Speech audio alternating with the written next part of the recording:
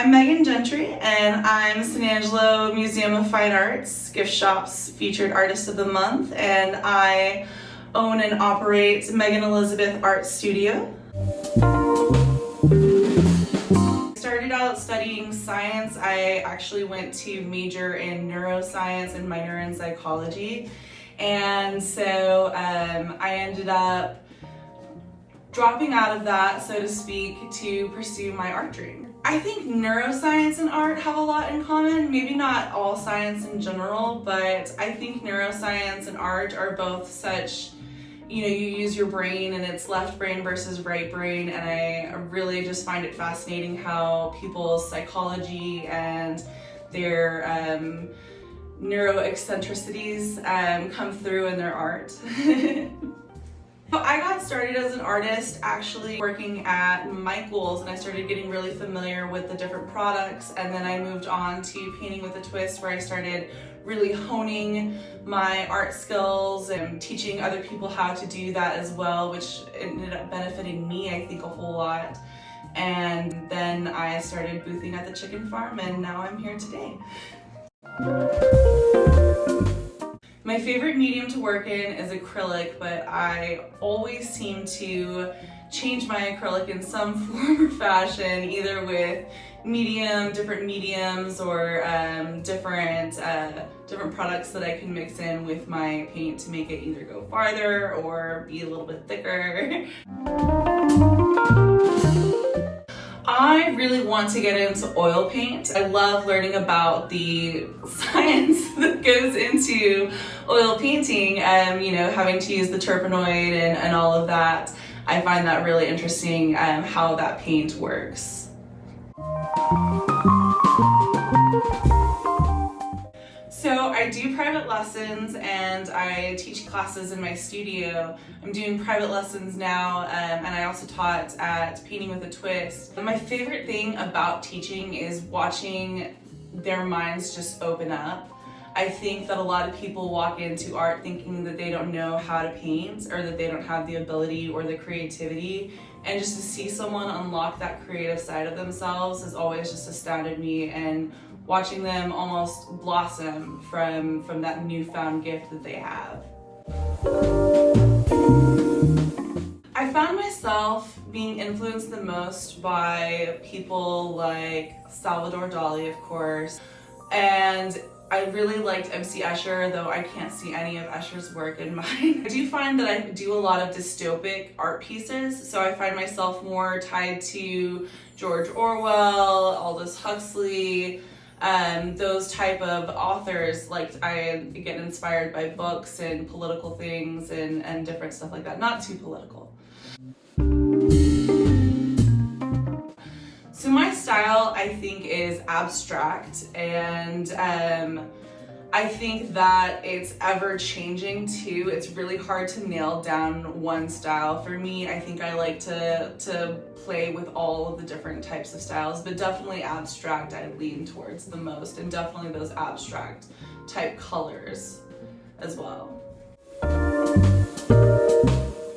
My style has evolved a little bit over time thanks to influences by local artists as well, and I've just learned a lot from the community. We have an amazing art community here in San Angelo, and reaching out to all the different artists to see what they do and what they think, I think has really helped me evolve as an artist.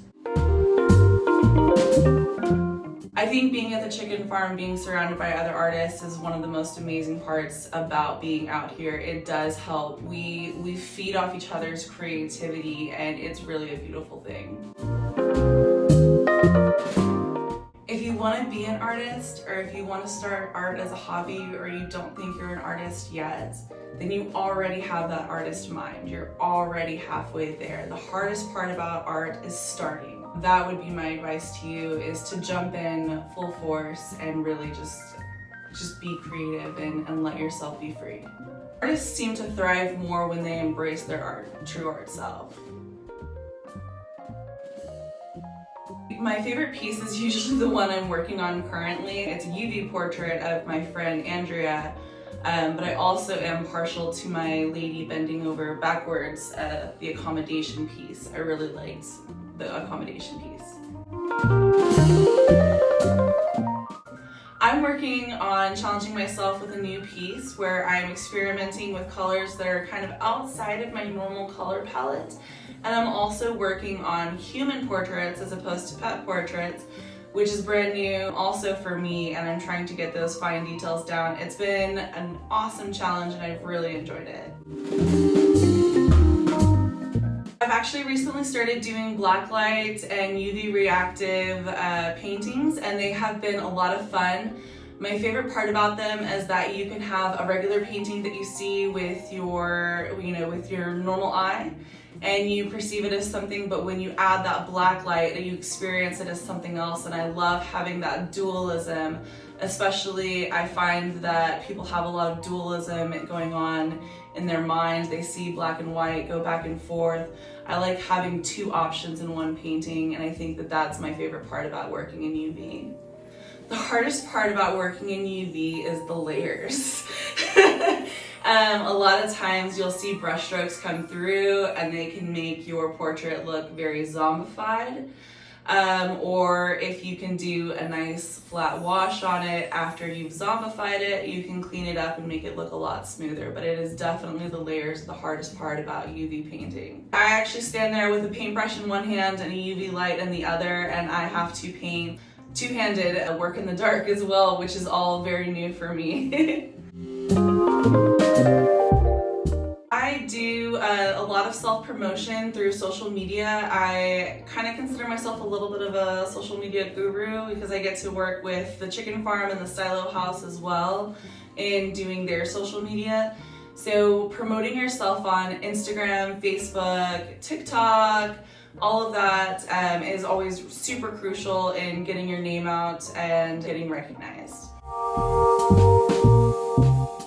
The downsides to social media can be that it's a little impersonal. When you take photographs of certain pieces, sometimes those photographs don't necessarily do it justice, especially if it entails gold or color shifting paint, or sometimes just the picture just doesn't do it justice. And also knowing the story, getting to know the artist, I think really builds that rapport that's really important in purchasing a piece.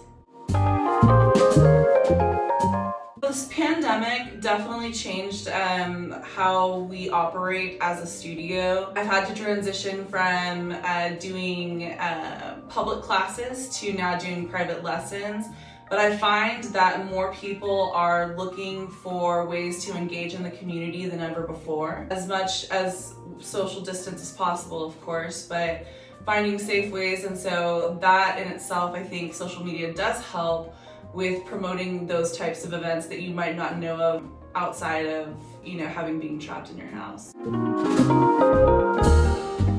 I love being an artist in San Angelo because there's such a great community. I've been to other towns where, you're kind of a single struggling artist and there's competition. And I don't find that artists in San Angelo are competitive. I find that they're embracing and they'll cheer you on, and that we're all here for each other as we create. So I really just love the art community in San Angelo. I think that's the best part about being in San Angelo.